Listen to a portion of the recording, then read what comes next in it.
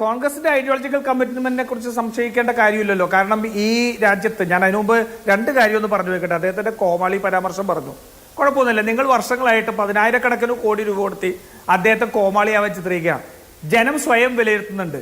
Hindutva the political ideology എന്നുള്ള പുസ്തകം, അല്ലെങ്കിൽ ദ എസെൻഷ്യൽസ് ഓഫ് ഹിന്ദു എന്ന് പുസ്തകം എഴുതിയ സവർക്കർ മുന്നോട്ട് വെച്ച ഹിന്ദുത്വ ആശയം എടുത്തു വെച്ച് ഈ രാജ്യത്ത് മുഴുവൻ കലാപം ഉണ്ടാക്കാനും ഹിന്ദു രാഷ്ട്രം ഉണ്ടാക്കാനും ശ്രമിക്കുന്ന ആള് ഈ സവർക്കറിനെ തള്ളിപ്പറയുന്ന, സവർക്കർ ഞങ്ങളുടേതല്ല എന്ന് പറയുമ്പോൾ ആ കോമാളിത്തരം ജനങ്ങൾ കൃത്യമായിട്ട് മനസ്സിലാക്കുന്നുണ്ട്. മാത്രമല്ല, ഓർഗനൈസർ RSSന്റെ ഏറ്റവും പ്രധാനപ്പെട്ട ലേഖനങ്ങൾ വരുന്ന RSSന്റെ മൗത്ത് സ്പീച്ച് ആയിട്ടുള്ള ഓർഗനൈസർ ഞങ്ങളുടേതല്ല എന്ന് പറയുമ്പോൾ കോമാളികൾ ആരാണെന്നുള്ളത് ജനം കൃത്യമായിട്ട് മനസ്സിലാക്കുന്നുണ്ട്. അപ്പൊ ചരിത്രം നിങ്ങളെ കോമാളികളായിട്ട് ചിത്രീകരിച്ചിട്ടുള്ളൂ. ചില കോമാളികൾക്ക് ചില സമയത്ത് പ്രസക്തിയാവും. ഇപ്പൊ ഡൊണാൾഡ് ട്രംപ് ജയിച്ചു. നമ്മുടെ ഈ ലോകത്ത് മുഴുവൻ ഇത്തരത്തിലുള്ള എന്താ പറയുക സീരിയസ് പൊളിറ്റീഷ്യൻസ് അല്ലാത്തവര് വരുന്നത് നമ്മൾ കണ്ടില്ലേ. അതൊരു തീവ്ര വലത് രാഷ്ട്രീയത്തിന്റെ സമയത്ത് സംഭവിക്കുന്ന ചില കാര്യങ്ങളായിട്ട് കരുതിയാൽ മതി. അത് മാറാൻ അധികം സമയമൊന്നും വേണ്ട. പിന്നെ ഞാൻ തിരുത്താനൊന്നും ഉദ്ദേശിക്കുന്നില്ല. ശ്രീ സണ്ണി കബിക്കാട് പറഞ്ഞ ഒരു കാര്യത്തിന് മാത്രം ആഡ് ഓൺ ചെയ്യുന്നു. അദ്ദേഹം ബംഗാളിൽ മത്സരിക്കുമ്പോൾ സർദാർ വല്ലഭായ് പട്ടേൽ ഉൾപ്പെടെയുള്ള ഖരെ ഉൾപ്പെടെയുള്ള നേതാക്കന്മാർ അതിനകത്ത് എതിർപ്പ് പ്രകടിപ്പിച്ചു എന്നുള്ളത് വസ്തുതാപരമായി ശരിയാണ്. പക്ഷെ അദ്ദേഹത്തിന്റെ സ്ഥാനാർത്ഥിത്വത്തെ പിന്തുണച്ചത് കോൺഗ്രസിന്റെ MLC ആയിരുന്ന ഗയാനാഥ് വിശ്വാസ് ആണെന്നുള്ളത് ചരിത്രമാണ്. അദ്ദേഹം അത് നിഷേധിക്കരുത്. അത് മാത്രമല്ല, ബോംബെയിൽ വന്ന് മത്സരിക്കുമ്പോൾ മുകുന്ദ് റാംറാവ് ജയക്കർ 1947 ഒഴിവ് വന്ന സീറ്റിൽ കോൺഗ്രസിന്റെ ടിക്കറ്റിലാണ് അദ്ദേഹം മത്സരിക്കുന്നത്. ചരിത്ര വസ്തുതയാണ്. ഇത് അങ്ങ് പറഞ്ഞതിനോട് ഞാൻ ആഡ് ഓൺ ചെയ്യുകയാണ്. കാരണം ജനം മനസ്സിലാക്കട്ടെ എന്ന് വെച്ചുകൊണ്ട് അംബേദ്കറിന്റെ ആശയങ്ങളെയെല്ലാം എതിർത്തിരുന്നില്ല കോൺഗ്രസ് എന്നുള്ളതും അർത്ഥമില്ല. അംബേദ്കർ കോൺഗ്രസിന്റെ ഏറ്റവും നിശ്ചിതമായ വിമർശകനായിരുന്നുള്ള കാര്യത്തിലും സംശയമൊന്നുമില്ല. അത് അവിടെ തന്നെ നിൽക്കട്ടെ. 52ലും 54ലും അംബേദ്കറെ പരാജയപ്പെടുത്തിയത് കോൺഗ്രസ് സ്ഥാനാർത്ഥിമാരാണ്. ഇന്ത്യ പൊതു തെരഞ്ഞെടുപ്പിലേക്ക് നീങ്ങിയ അംബേദ്കറിനെ പരാജയപ്പെടുത്തുമ്പോൾ 52ൽ അംബേദ്കറിനെ പരാജയപ്പെടുത്തുമ്പോൾ ഇന്ത്യ റിപ്പബ്ലിക് ആയതിനു ശേഷം കോൺഗ്രസ് സ്ഥാനാർത്ഥിക്കെതിരായിട്ട് ബാലാസാഹബ് അംബേദ്കർ SC/ST ഫെഡറേഷൻ ഉണ്ടാക്കി മത്സരിച്ചു. അതിന്റെ കൂടുതൽ വിശദാംശങ്ങളിലേക്ക് ഞാൻ ഇപ്പോൾ പോകുന്നില്ല. അത് അവിടെ വെച്ച് ഞാൻ നിർത്തുകയാണ്.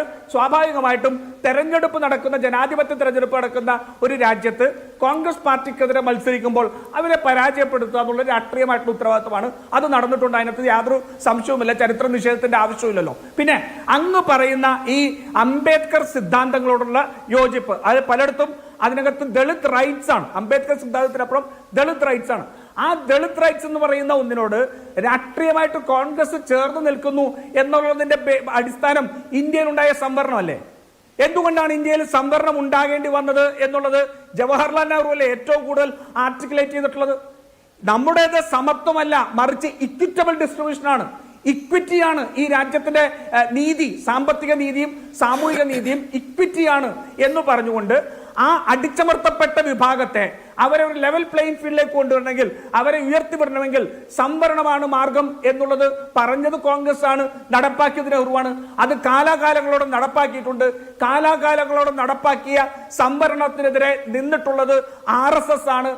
RSS BJPയുമാണ് ആ സംവരണത്തെ അട്ടിമറിക്കാൻ വേണ്ടി ശ്രമിച്ചിട്ടുള്ളത്.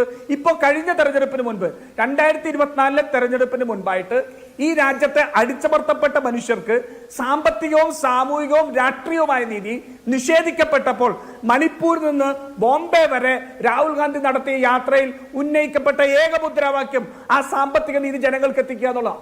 അതിന് കാസ്റ്റ് സെൻസസ് നടത്തണം എന്നുള്ളതാണ്. ആ കാസ്റ്റ് സെൻസസ് നടത്തി ഇന്ത്യയിലെ ഈ ദളിത് വിഭാഗങ്ങൾ ഉൾപ്പെടെ, പിന്നോക്ക വിഭാഗങ്ങൾ ഉൾപ്പെടെ എത്ര പേരുണ്ട് എന്നും അറിഞ്ഞുകൊണ്ട് ഇന്ന് ഏറ്റവും ഉന്നതരായിട്ടുള്ള അല്ലെങ്കിൽ സവർണ മേധാവിത്വം കൈകാര്യം ചെയ്യുന്ന ഇന്ത്യയുടെ ഒരു മേജർ ഷെയർ ഓഫ് റിസോഴ്സസ്, ആ പ്രകൃതിയല്ല, ആ വിഭവങ്ങളെ ഇന്ത്യയിലെ ഏറ്റവും പിന്നാക്ക വിഭാഗങ്ങൾ കൂടി ലഭ്യമാക്കണം, അതിനുവേണ്ടി ജാതി സെൻസസ് നടത്തണം എന്ന് പറഞ്ഞത് രാഹുൽ ഗാന്ധിയാണ്. അത് കോൺഗ്രസ് ഈ രാജ്യം രൂപീകരിക്കപ്പെട്ടപ്പോൾ മുതൽ, ഇന്ത്യയുടെ ഭരണഘടന രൂപീകരിക്കപ്പെട്ടപ്പോൾ മുതൽ ഇന്നുവരെ തുടർന്നു വന്നിട്ടുള്ള സാമ്പത്തിക നീതിയുടെ സിദ്ധാന്തം ഉയർത്തിപ്പിടിച്ചുകൊണ്ടാണ്. അതിനെ എന്നും എതിർത്തുന്നത് RSS ആണ്, BJP ആണ്. ഇന്നും സംവരണ വിരുദ്ധ മുദ്രാവാക്യം RSSന്റെ അജണ്ടയാണ്. അപ്പോ അവിടെ RSSന്റെ പിന്നാക്ക വിഭാഗങ്ങളെയും ദളിത് വിഭാഗങ്ങളെയും ഈ രാജ്യത്ത് അപ്രസക്തരാക്കാൻ, അദൃശ്യരാക്കാൻ വേണ്ടി നടത്തുന്ന ശ്രമത്തിന് ഘടകവിരുദ്ധമായിട്ട് പോരാട്ടത്തിന്റെ മുഖം തുറക്കുന്നത് രാഹുൽ ഗാന്ധിയാണ്. അത് അംബേദ്കർ ആയിട്ട് രാഹുൽ ഗാന്ധിയാണ്. ശരി, വർത്തമാന കാലത്ത് കോൺഗ്രസ്